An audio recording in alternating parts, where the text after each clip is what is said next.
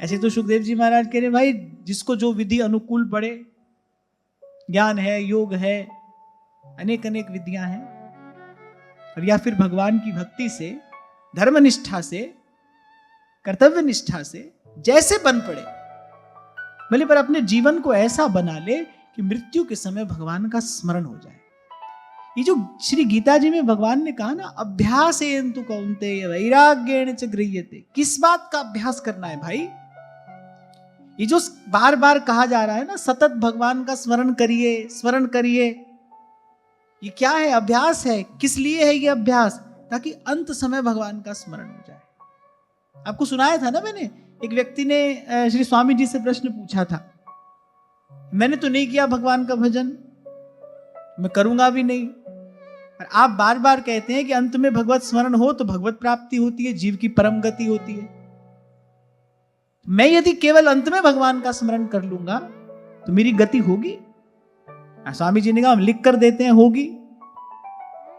स्वामी जी ने कहा एक प्रश्न हमारा भी है, जो जीवन भर अभ्यास करते हैं वो भी चूक जाते हैं, अंतराम कहीं आवत ना। बिना अभ्यास के अंत में कैसे भगवान का स्मरण हो जाएगा? अभ्यास करने वाले से भी चूक हो जाती है, तो जो अभ्यास नहीं करेगा उससे कैसे हो जाएगा स्मरण?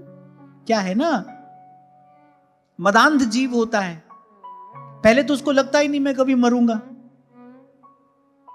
माफ करना, पहले तो आपको मुझे लगता ही नहीं हम मरेंगे। अगर ये बात लगे ना तो फिर तो जीव लगे अपने कल्याण के साधन में। तभी तो नारायण स्वामी को कहना पड़ा कि दो बातन को याद रख जो चाहत कल्याण, नारायण एक मृत्यु को, दूजे श्री भगवान।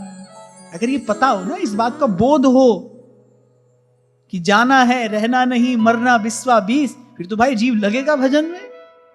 फिर क्यों नहीं लगेगा? महाराज परीक्षित को पता चल गया भाई अब जाना है, दौड़ कर आ गए, देरी नहीं लगी।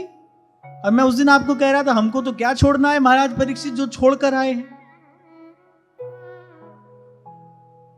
स्वर्ग से अधिक लक्ष्मी है उनके पास में, ऐसा वैभव, ऐसी संपत्ति, समृद्धि, प्रभुता, सब कुछ तो था, एक क्षण नहीं लगाया। भाई मरना है, अब क्या करेंगे इसका? तो हमको लगता ही नहीं कि हमको मरना है, लगे तो फिर हम भी लगे भगवान के भजन में।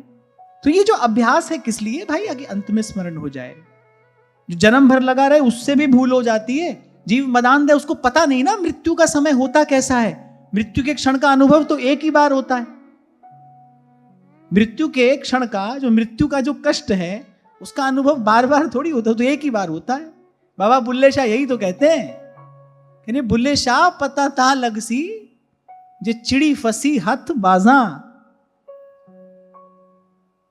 वो तो उसी समय पता चलता है, पहले तो जीव मतवाला रहता है, मदांध रहता है।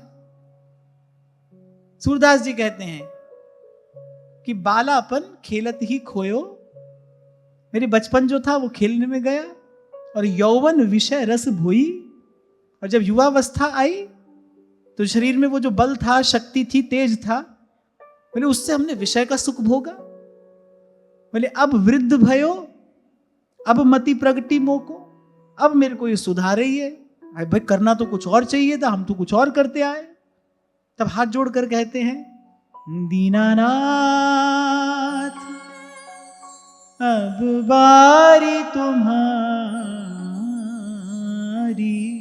दीनानाथ। तभी तो कहा सूरदास जी ने, हरि में नैनहीन तुम नैना। क्या किया हमने? अब पीछे मुड़कर देख रहे हैं, चिड़िया चुग गई खेत। तो जो जिसने भी ये प्रश्न पूछा, एक मदांध व्यक्ति का ही तो प्रश्न हो सकता है। उस समय क्या पता कैसा कष्ट होता है। अरे बड़े बड़े धीर गंभीर महापुरुष वो उस समय विचलित हो जाते हैं। नहीं तो नहीं कहना पड़ता ना तुलसी बाबा को, जन्म जन्म मुनि जतन कराही। आप एक जन्म के अभ्यास की बात कह रहे हैं, जतन माने अभ्यास। वो कह रहे वो जन्मों जन्मों का अभ्यास होता है, तो अंत में भगवान की याद नहीं आती। इतनी प्रबल भगवान की माया है, इतनी प्रबल। तूफान आता है, छोटे मोटे पेड़ गिर जाते हैं कि नहीं? वो वृक्ष जिसकी जड़ बड़ी गहरी हो वो अपने आप को संभाल कर रख पाता है। नहीं तो नए नए छोटे छोटे पेड़ तो साधारण सी आंधी तूफान में गिर जाते हैं। तो जब उस समय वो पीड़ा का वेग होता है, वेदना की वो जो प्रचंड आंधी चलती है मृत्यु के समय में, ये छोटे मोटे जो भजन साधन अभ्यास होते हैं ना, ये सब ढह जाते हैं। ऐसे नहीं भगवान ने कहा मम माया दुरत्यया, कहते सुनते जीवन निकल जाता है भाई, पर कहत सुनत दशा हृदय नहीं आवे। कहने वाले को उसका अनुभव नहीं है वो जो कह रहा है, सुनने वाले को उसका अनुभव नहीं है वो जो सुन रहा है। इसीलिए संत कह रहे हैं कहत सुनत दशा हृदय नहीं आवे।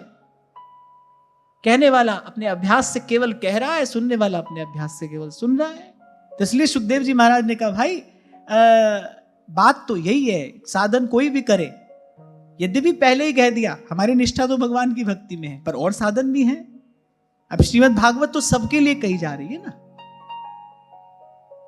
प्रत्येक का अपना अपना अधिकार है, अपनी अपनी रुचि है, उसकी सहज प्रवृत्ति है। किसी की सहज प्रवृत्ति योग में होगी, किसी की ध्यान में होगी। यद्यपि पहले ही कह दिया श्रोतव्य कीर्तितव्यश्च